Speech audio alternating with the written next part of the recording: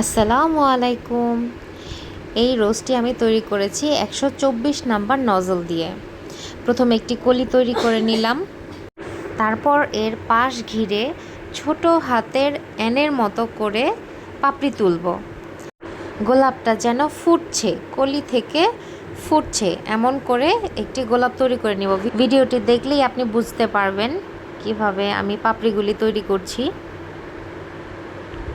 এভাবে করে যতগুলি গোলাপ দরকার তৈরি করে নিব।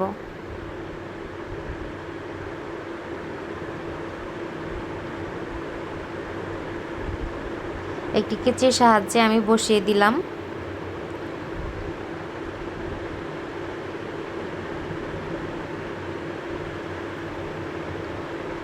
এইভাবেই সবগুলো গোলাপ তৈরি করে নিব।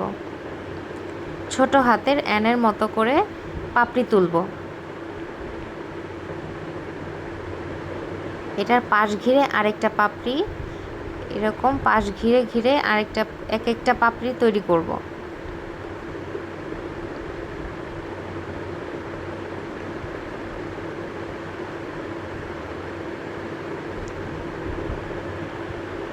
গোলাপ তৈরি করার জন্য ক্রিমটা বেশি স্টিফ করার দরকার নেই, তা না হলে পাপড়িগুলো ছিঁড়ে ছিঁড়ে আসবে। কিছু ছোট ছোট চেরি ফুলও বসিয়ে দিলাম। তৈরি হয়ে গেল আমার ফ্লোরাল কেক।